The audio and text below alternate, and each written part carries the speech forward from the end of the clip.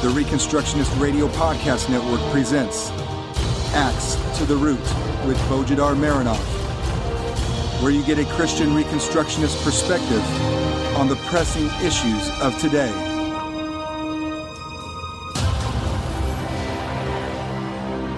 Welcome to episode 77 of Axe to the Root podcast, part of the War Room Productions. I'm Bo Marinov, and for the next 30 minutes I will try to save you money. And save money for the American church in general, and maybe even for the American conservatives in general. We're talking lots of money here, not just a few $1,000s. We're talking in the billions. Yes, billions of dollars donated or paid by American Christians and conservatives to different causes and organizations like the NRA, HSLDA, ADF, the various pro-life organizations, etc., only to be wasted and only to have a society that is much worse than it was before that money was spent.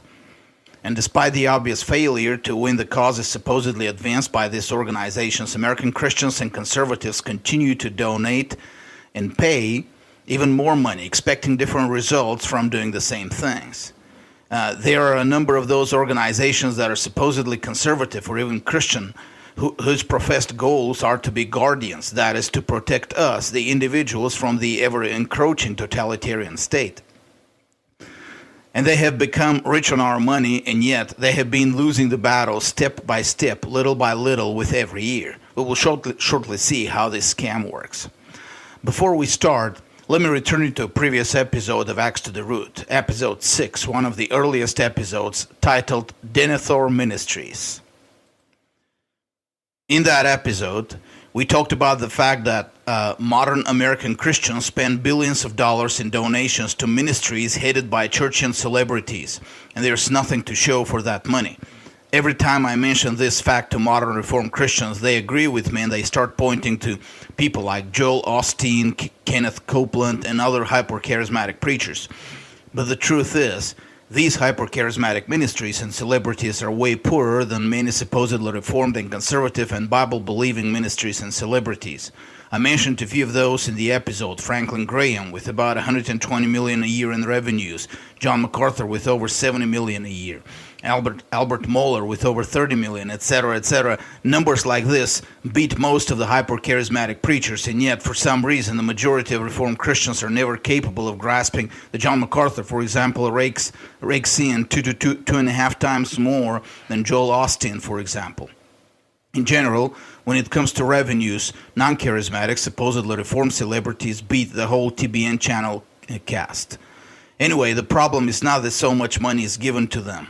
The problem is rather that there is nothing to show for it. As I pointed out in that episode, even the very celebrities we're talking about admit that for the last decades, Christianity in the United States has deteriorated and weakened and has become incapable of making a difference in the world.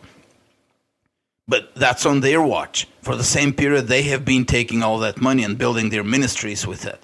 They have been the teachers and leaders of Israel all these years. They have been training pastors and theologians and church leaders. They have been doing all these gigantic conferences in those fancy air-conditioned buildings. So what do they have to show for the money we have paid them again? What has come out of all these expensive activities? A decline. In that episode, I made the supposedly scandalous remark that we could have had better results if we had spent all that money on bourbon instead. Boy, did I get some flak for it. But is it really scandalous to say that? Look at the churches in China, Eastern Europe, Africa, Latin America, compared to our own churchian celebrities. They operate on almost zero budgets, and yet in many of those places Christianity has been winning people and has been changing cultures. Perhaps, judging from the facts, we should have spent our money somewhere else, and maybe then we would have some victory here in America, don't you think?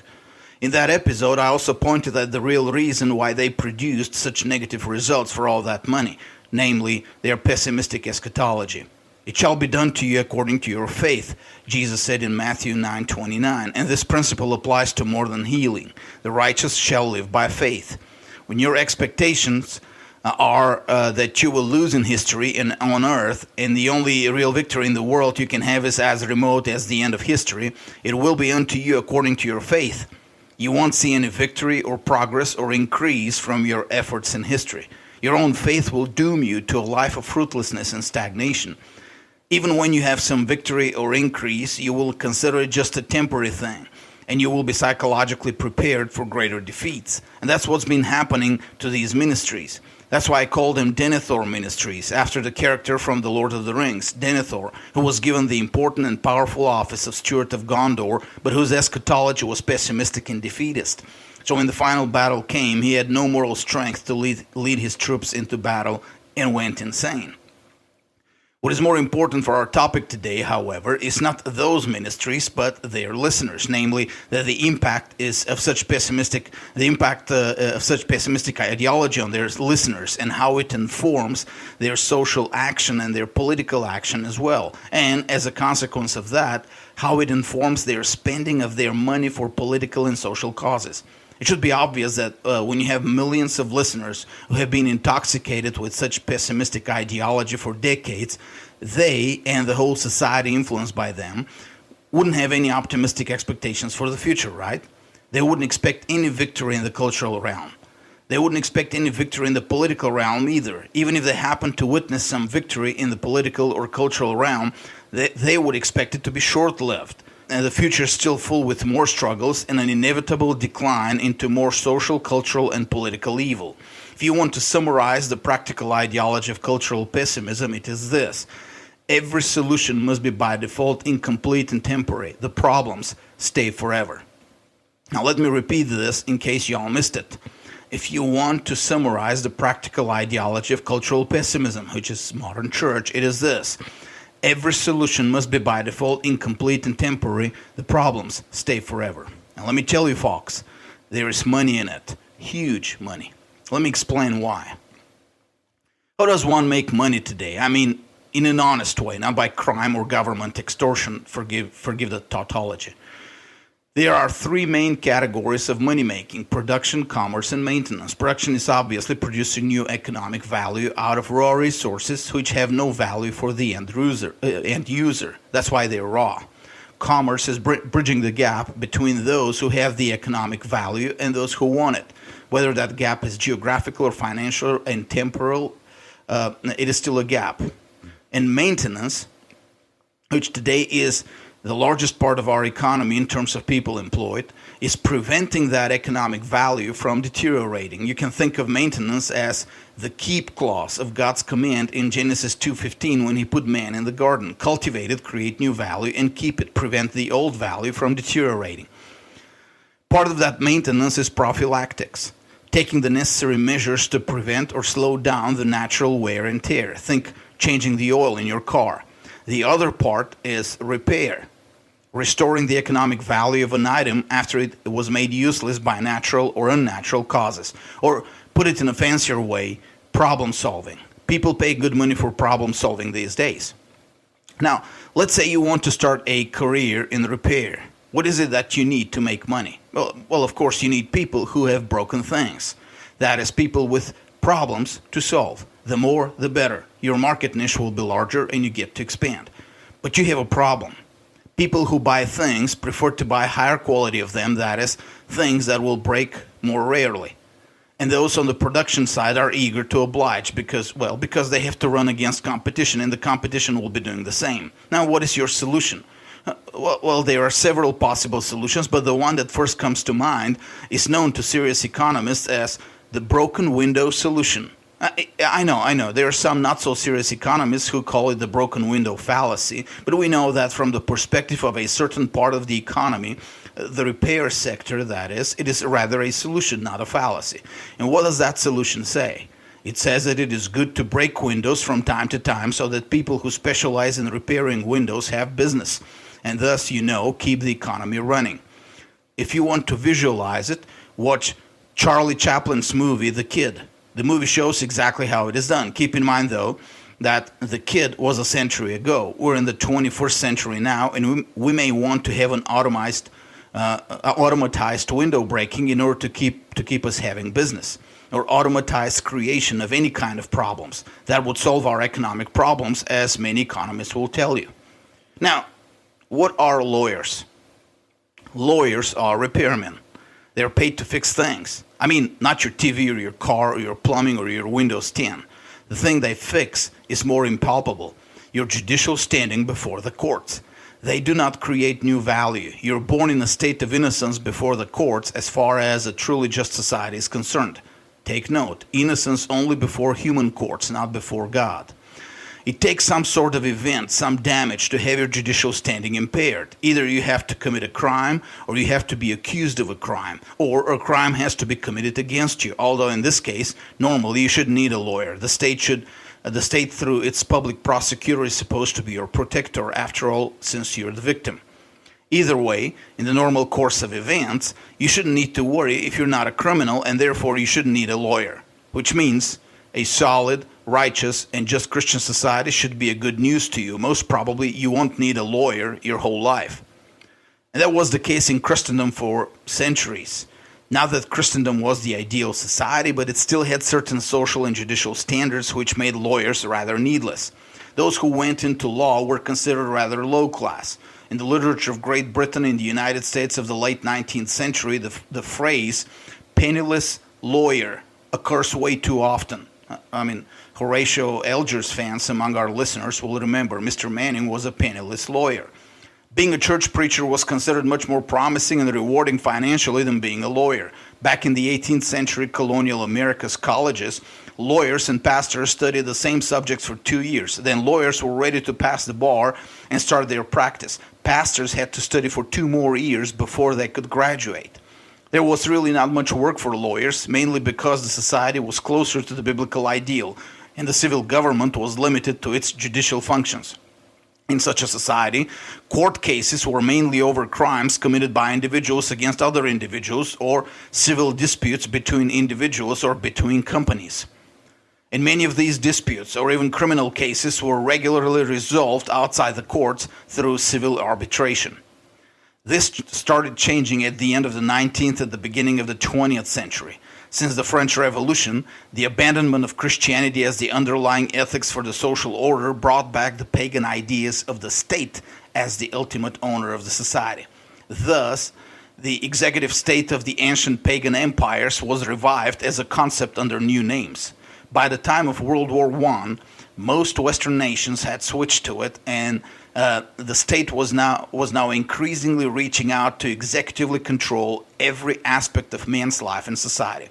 This introduced 2 major changes in the judicial process. First, it instituted a new participant in the judicial process, the executive state. It has been there before, of course, but it only acted in relation to its own servants, individuals who have taken the oath to serve as representatives of the state in justice, war, and diplomacy. Now, everyone, oath or not, was by default a servant of the state and therefore liable to be dragged to court by the state.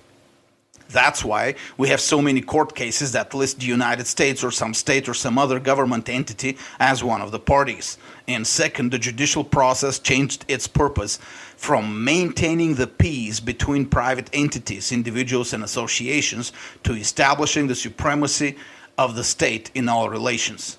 A man now could not just mind his business and get along and not need a lawyer.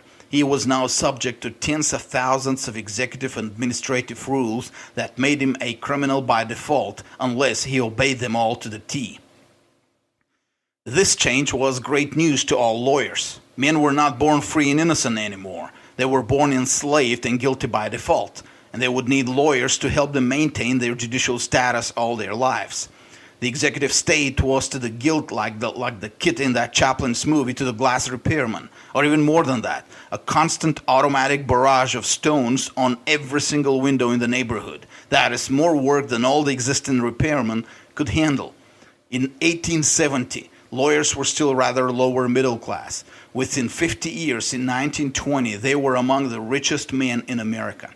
Jeremy Bentham quipped once that the power of a lawyer is in the uncertainty of the law. Under the growing executive state, the law became so complex that uncertainty became its most prominent characteristic. Depending on how one could interpret and reinterpret the law, a man could be both innocent and a criminal for the same actions. And since the government prosecutors are always eager to prove themselves by taking the worst possible interpretation, lawyers found a gold mine in being hired to find the best possible interpretations. Throughout the 20th century, the law profession became one of the most valuable of all, and law education became more expensive than even medical education. With the money came the social influence, and with the social influence came the political influence. Alan Dershowitz remarked once that it's every lawyer's dream to help shape the law, not just react to it. That dream has been coming true more and more throughout the 20th century. As of today, 36% of the members of Congress are lawyers, in case you thought Congress was a realistic representation of the American public. Congress, the Senate, and the different departments of the executive currently hire more than, listen to this, 40,000 lawyers to shape policy, which means to determine what new laws they're going to hit American citizens with every year. Think about it. Tens of thousands of lawyers shaping laws, which then these same lawyers must be hired to sort out and clarify so that the average Joe on the street stays clear of jail. Spiffy, huh? Imagine tens of thousands of glass repairmen shaping the laws of the country. How long do you think the average lifetime of a window pane would be? In short, the broken window policy is the official philosophy of our government today, except that the windows are the legal standings of hundreds of millions of individuals.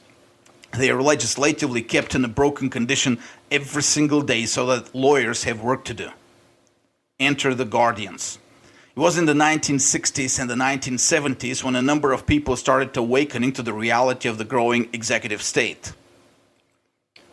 To the shame of the church, unbelievers took leadership in that. In fact, the hippies were far more conscious about the dangers of totalitarianism than the average churchgoer. The churches, in fact, supported the growing socialist state. Many even supported Roe v. Wade. And the solution most people were comfortable with was the creation of lobbyist organizations who would be the lawyers of the people against the state. Like, the state has its own lawyers who shape laws so as to break everyone's windows so that there is more work for lawyers. The people will have their own lawyers who will be there on Capitol Hill, who will lobby against laws that break windows and thus protect the people. One group of lawyers will make money out of window-breaking laws. The other group of lawyers will make money out of striking down window-breaking laws. Simple.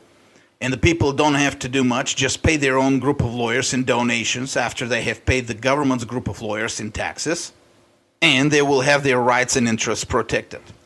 The NRA is a textbook case of that shift. It was established in 1871 with the purpose to improve the marksmanship of the average American. After it was assessed that the Union Army scored 1 hit per every 1,000 shots they made, and it was not good enough. So at the beginning, the organization was concerned with setting up ranges and teaching Americans to shoot properly and accurately. In 1934, however, they established their Legislative Affairs Division, and mark this one, that division testified before Congress in favor of the first gun control law, the National Firearms Act. Makes sense after all. You hire lawyers, and the lawyers want to help shape a law that would make many individuals criminals so that the lawyers can then defend them in court. For the next 40 years, the NRA lobbied for one gun control measure after another. In 1968, it stood in support of the Gun Control Act, a law that was entirely motivated by the Black Panthers Party demonstrating around government buildings. The NRA's position at the time was strongly leftist and anti-constitutional, namely that the Second Amendment did not protect individual rights but only applied to organized state militias. We know what party today supports such interpretation of the Bill of Rights.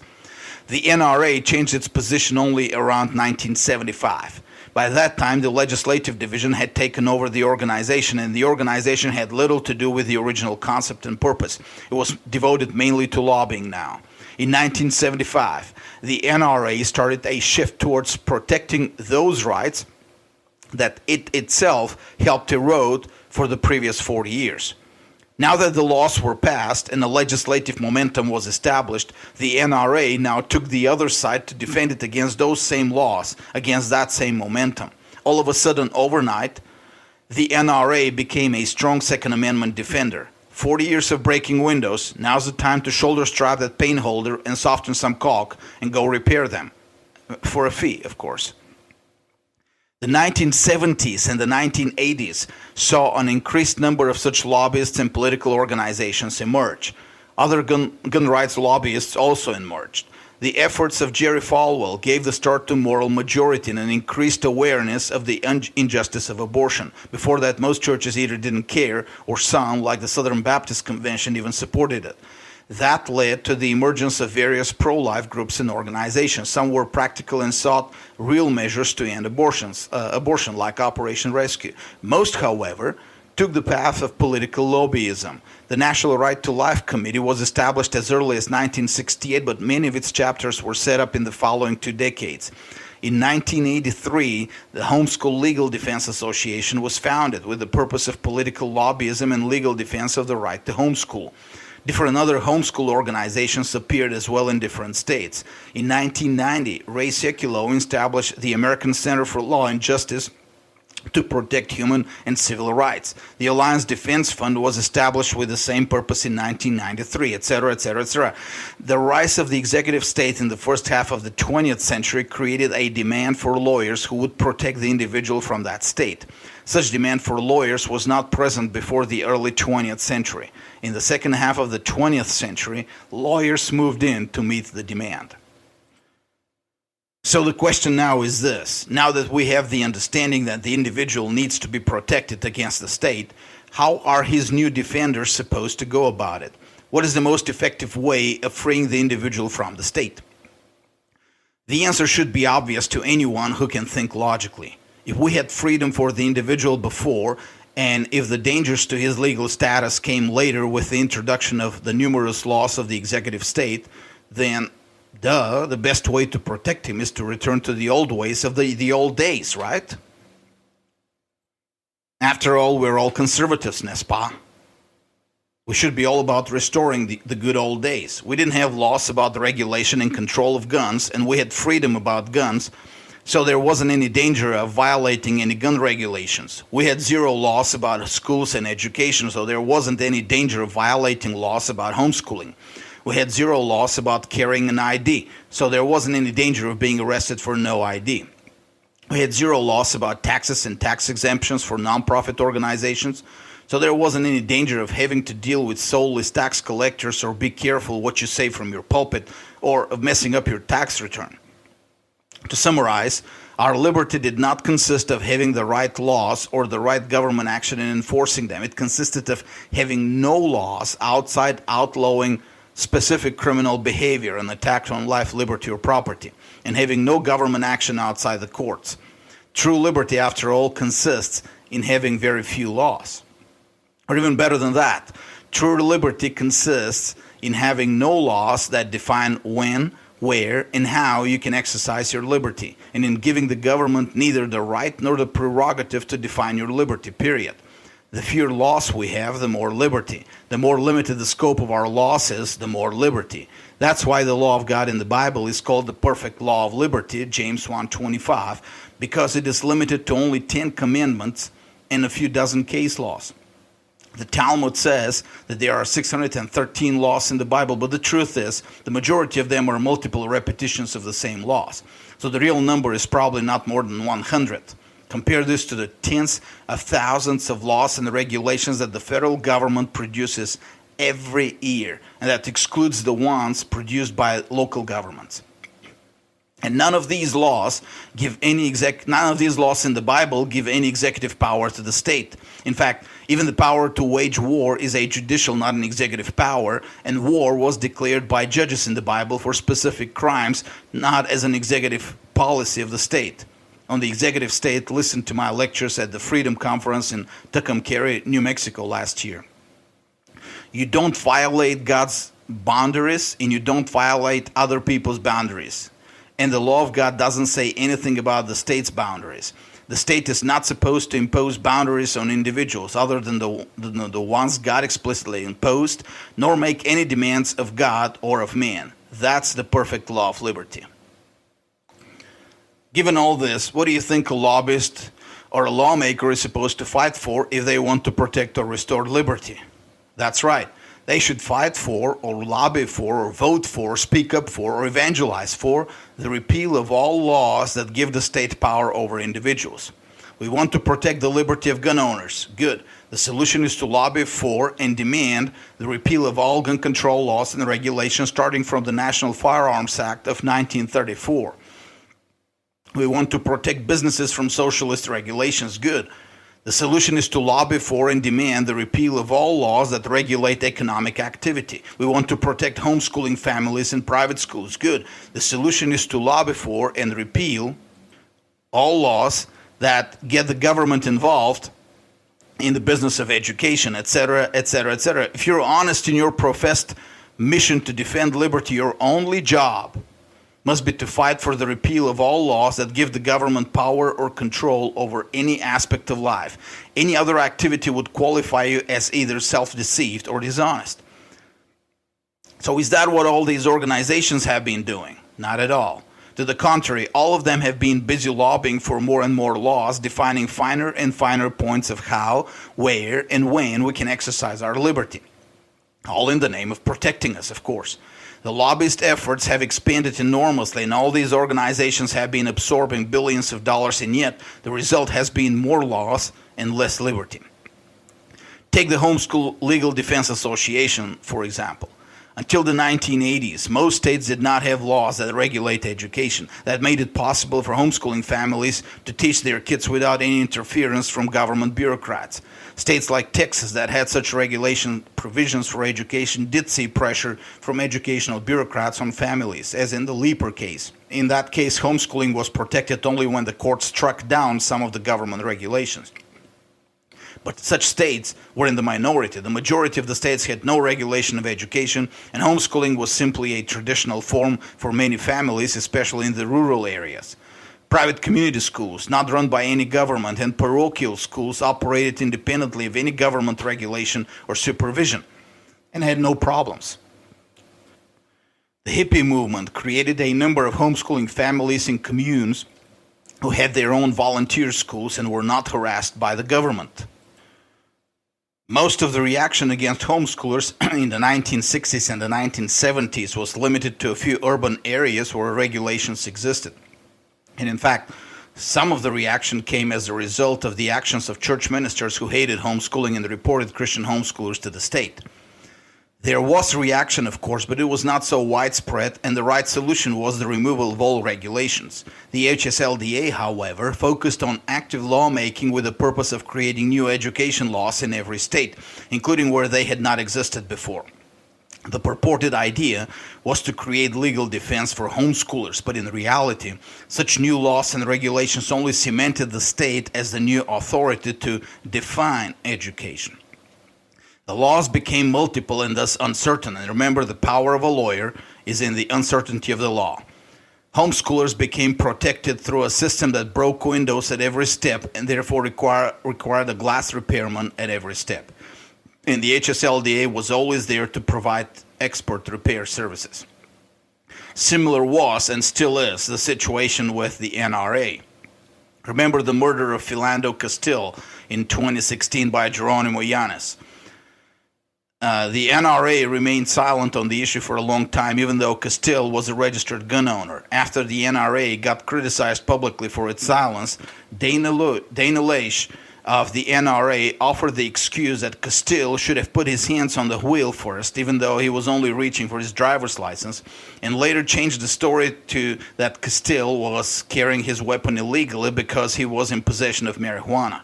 In other words, the NRA declared they believe that the simple text of the Second Amendment must be ignored in favor of the theory that the government should set when, how, and under what circumstances individuals can exercise their Second Amendment liberties. It shouldn't be a surprise, though, given the history of the NRA and their theory of responsible carrying, which means carrying subject to limitations by the government. The NRA never lobbied to restore the legal status of weapons to what it was before the National Firearms Act of 1934. To the contrary, they have worked hard to pile new laws and regulations over old laws and regulations, all designed to make it harder and harder for an individual to carry a gun and yet remain legal. Gotta break those windows. The ADF went even further. They tried to convince people to break their own windows. In an initiative in the last 10 years, they called pastors to send letters to the IRS openly declaring that they're going to be preaching on politics and thus defying and violating the Johnson Amendment. The IRS has been reluctant to track pastors for the Johnson Amendment anyway, but this placed many pastors within the IRS's crosshairs. The ADF, however, never called for the obvious solution, the abolition of the IRS. The solution was sought within the same system with just newer and newer regulations and amendments. And the same situation can be seen with the various pro-life organizations. The very term pro-life today means simply lobbying for regulations on abortion, not for the total abolition of abortion. That is, it simply means pro-death within the limits of the law. There are many more examples, some more prominent, some less on state and county level, but in general, lobbyist organizations that claim to protect individuals against the different levels of government. The pretended objectives never really materialize. The individuals are never really protected, only under a heavier burden of regulations that create more and more problems. And in all these more and more problems, there's more and more need for lawyers to come in and sort it out, for a fee, of course. And yet the paying public continues to ignore the fact that the promised victory is never closer than the last year or than 10 years ago, but is in fact much farther away. We can't even imagine returning to the freedom of the 1970s, let alone to the freedom of the 1770s anymore. The problems pile up, the lawyers make their money, and Christians and conservatives seem to not notice the scam. How is this possible? It is possible because of the Denethor ministries, specifically because of their eschatology. When your eschatology is pessimistic about the victory of the gospel in history and on earth, all you expect on earth is eternal problems, including in the political realm. Any victory will be by default temporary and limited. Any loss will be permanent and sweeping. All we can do in history is fend off the enemy's forces until Jesus comes. Until then, we can have no victory. It is not difficult to see why such eschatology will be the best eschatology for lawyers. If you believe that victory will never be possible in history, and if you believe that problems are here to stay and multiply, then you believe that it is normative for your window to always get broken, and in fact to be broken more frequently every day. When an organization works to make sure that you never really get victory, but your problems multiply and get worse over time, this won't raise your suspicions. To the contrary, it will be normal for you, and then it will be normal for you to expect that nothing can be done about it except for paying your fees to lawyers to protect you until Christ comes back.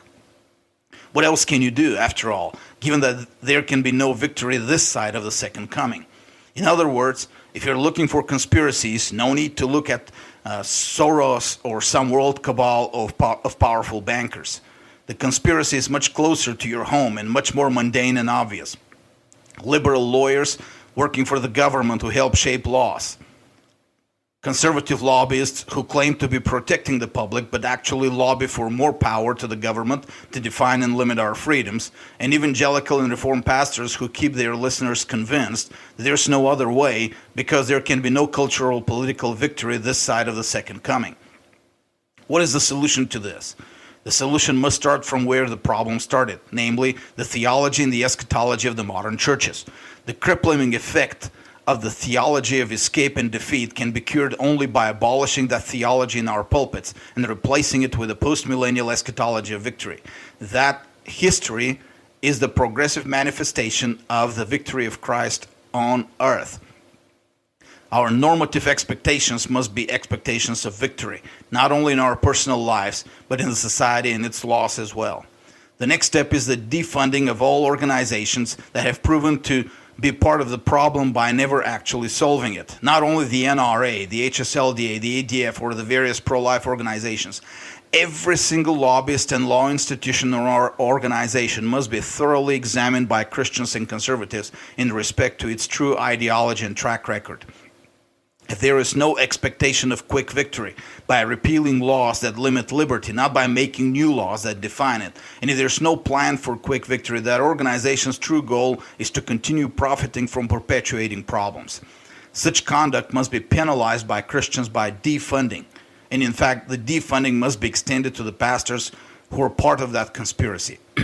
Any church that preaches anything less than victory for the kingdom of God in history, or any church that is not doing anything in the culture to achieve that victory, must be denied funding until it either changes its preaching or its leadership. Christian money can't go to causes that only strengthen the enemy and enslave the people of God. No more broken window solutions and no more theories that justify institutionalized window breaking. And the third step is we need to lay the foundations for our own alternative culture with alternative solutions to everything. But this is a matter of a different episode, or maybe even a book. That book is Joel McDermott's Restoring America One County at a Time. Joel has done an enormous job in describing how we can take back America without having to rely on an elite of lawyers and politicians and pastors to restore the liberty this country was once known for. Make that book a required reading in your family and your church and among your bourbon and brisket buddies, or your pumpkin spice latte buddies if you prefer, and then find ways to act on it. Also, as usual, in your prayers and giving, remember Bulgarian Reformation Ministries, a mission organization committed to building the intellectual foundation for the future Christian civilization in Eastern Europe by translating and publishing books that bring the gospel to every area of life. We do not preach defeat, and we do not preach constant problems. We preach that the victory of the gospel is inevitable in history and on earth, and we're working to achieve it. Help us give Christians in Eastern Europe the tools to achieve it. Visit BulgarianReformation.com, subscribe to our newsletters, and donate for a cause that is worth it. God bless you all. This was a Reconstructionist Radio War Room production. Axe to the Root with Bojidar Marinov. Please visit BojidarMarinov.com and ReconstructionistRadio.com/Axe to the Root.